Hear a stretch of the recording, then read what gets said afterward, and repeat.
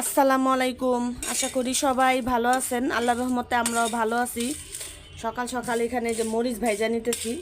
আজকের নাস্তা হয়েছে ভাত ভর্তা, আর কালকের একটু ডিমের তরকারি আছে। তো এখানে যে আলু সিদ্ধ কইরা নিছি আর এই যে ডিম সিদ্ধ কইরা নিছি। রাইস কুকারে ভাতও বসাই দিছি। মরিচটা ভাজা হইলে ভর্তাটা বানাই নিব। নাস্তা খাইতে বসলাম। তো আজকে দেরি হয়ে গেছে, নাস্তা খাইতে খাইতে সবার খাওয়া শেষ। আমি এখন বসলাম। তো নাস্তা আরও আগে খাইতাম। আমার বড় ফুপু আসছে, আইসা একটা দুঃসংবাদ দিল, ওনার নাকি মামাতো ভাই মারা গেছে। তো আমার আম্মা আর আমার ফুপু দেখার জন্য চলে গেছে। আমারও বলছিল, কিন্তু আমি যাই না। ওদিনকে আমার চাচারে দেখে আইসা আমি এত অসুস্থ হয়ে পড়ছিলাম গরমে, এই কারণে ওনারা দুইজনই গেছে। আরও গেছে আমার চাচারা ফুপুরা, আরও গেছে, কিন্তু ওনারা এখান থেকে দুইজনই গেছে, আমার আম্মা আর আমার বড় ফুপু। সবাইকে ফোনাফোনি করে বলতেছে।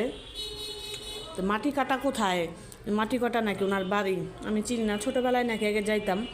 এখন রাস্তাঘাট অনেক কিছু চেঞ্জ হয়েছে না, এর জন্য এখন আর চিনি না।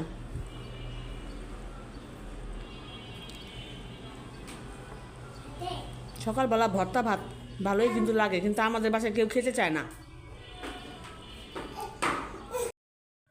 কচি দেখে একটা লাউ নিয়ে আসলাম নিচের থেকে। তো ওই বাসার সামনে এই তরকারিওয়ালা আসছিল, ওইখান থেকে নিয়ে আসলাম। আর ধইনা পাতা নিয়ে আসলাম। লাউ দিয়ে চিংড়ি মাছ রান্না করবো আর গুঁড়া মাছ রান্না করব।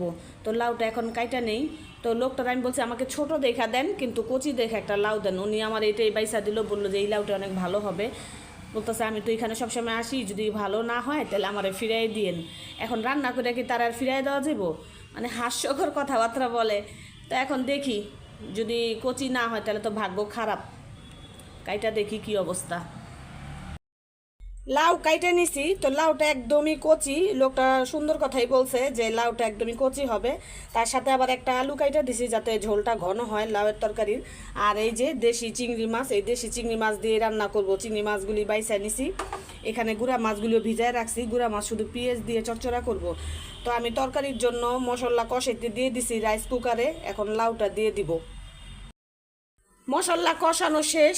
এই যে এখানে লাউ আর চিংড়ি ধুয়ে নিছি, তো এগুলি একসাথে দিয়ে দিব আমি।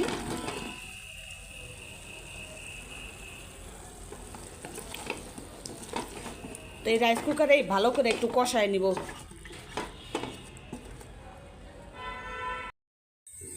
গুঁড়া মাছের চচ্চড়িটা বসাই দিব। পেঁয়াজ লাল হয়ে আসছে। এখানে এই যে মশলা রেডি করে নিছি। কাঁচা মরিচ, লবণ, হলুদ, মরিচ বাটা হালকা, একটু আদা রসুন বাটা আছে। তো এটারও একটু কষায় নিব। শুধু মরিচের ঝালটাই বেশি করে দিছি।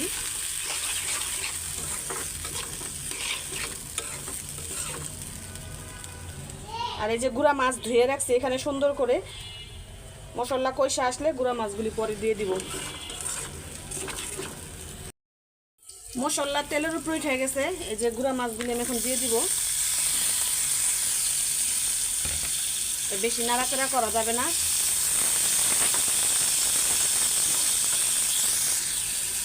হালকা একটু পানি দিয়ে দিব। এই যে সামান্য একটু পানি দিয়ে দিলাম। ঢাইকা দিলে ভাপে ভাপে এই মাছটা হয়ে যাবে। চাপিলা মাছ তো এমনি নরম মাছ, এটা বেশিক্ষণ রান্না করা লাগে না, অল্প আঁচেই হয়ে যায়। ভাত নিয়ে বসলাম, জায়ানকে খাওয়াবো। তো রান্না শেষ করে অনেকগুলা কাপড় চোপড় ধুইছি। ধুয়ে ফ্রেশ হয়ে এখন এই যে বলতেছে আমার অনেক ক্ষুধা পাইছে, আমারে খাওয়াই দাও। তো ওরে কটা আগে ভাত খাওয়াই নেই। এটা আলু আলু বাবা। আচ্ছা হ্যাঁ, চিংড়ি মাছও দিতেছি তোমারে। সবই খেতে হয়। এটা নিবে, এই ছোট মাছ নিবে? তাহলে শুধু এটা দিয়ে খাবে?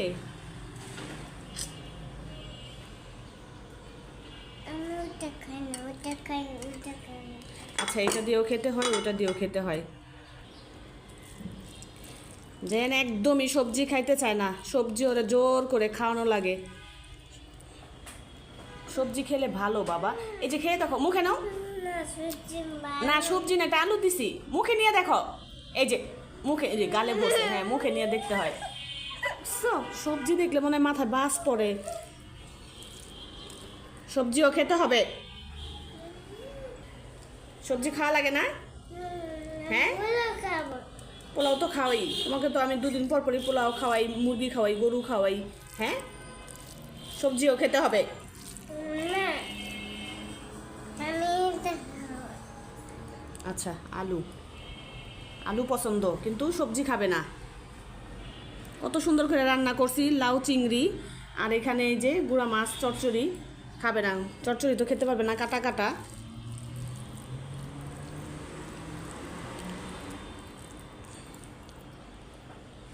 আরেকটু আরেকটু, আচ্ছা দিতেছি, ধরো আরেকটু। আজকের ভিডিওটা আর বেশি লম্বা করব না। সবাই ভালো থাকবেন, সুস্থ থাকবেন। আল্লাহ হাফেজ।